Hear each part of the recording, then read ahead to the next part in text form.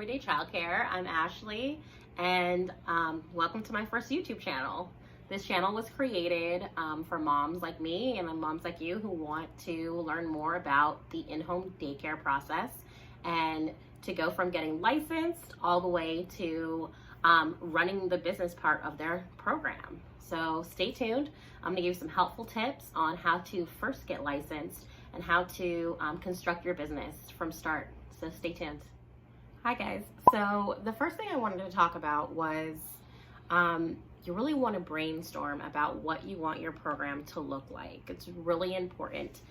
Everyone's needs and their family needs are different, so you really want to make a good plan, maybe even on paper, about what realistically you want your program to look like. For example, when I first started, my goal was to stay at home with my kids and obviously not pay for daycare. So I decided to open up my own program. I have a background as a teacher.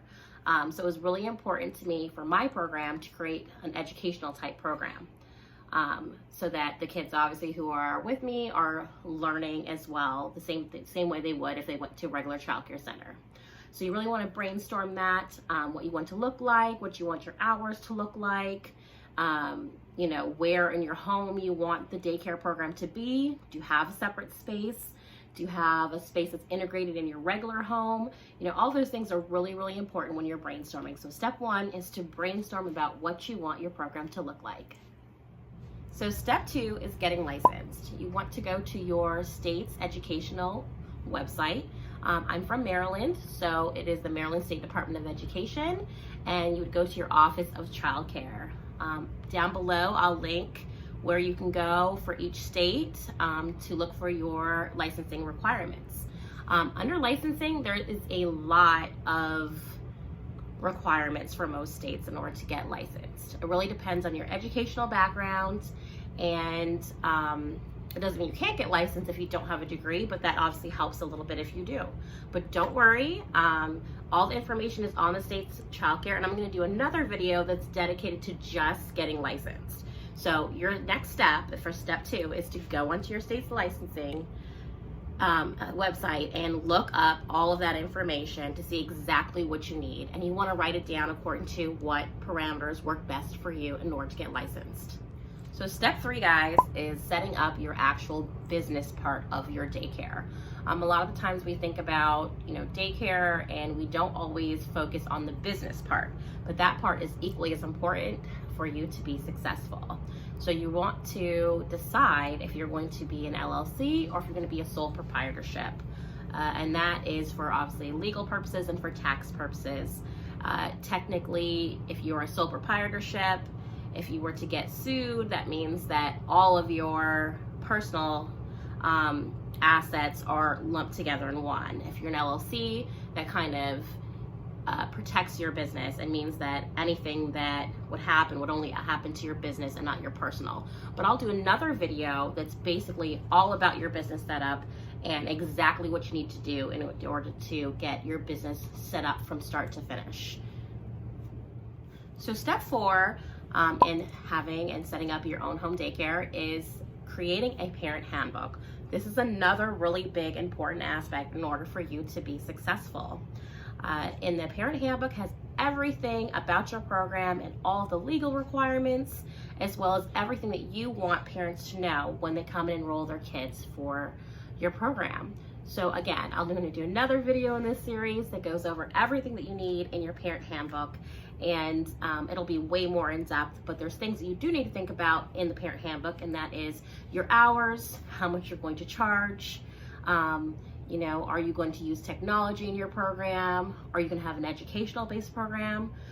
What age groups you take? All of those components are all in the parent handbook. So it's really important that you kind of sit down and again brainstorm exactly what you want your program to look like so that you can have your parent handbook handy that has all that information in it to give parents when they come to enroll.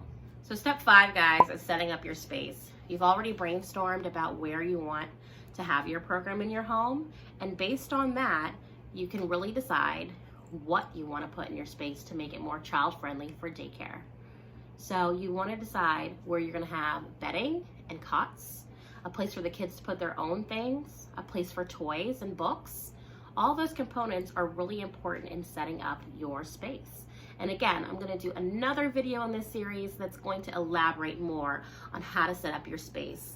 Behind me, you'll see this is my classroom, which is downstairs in a separate space of my house.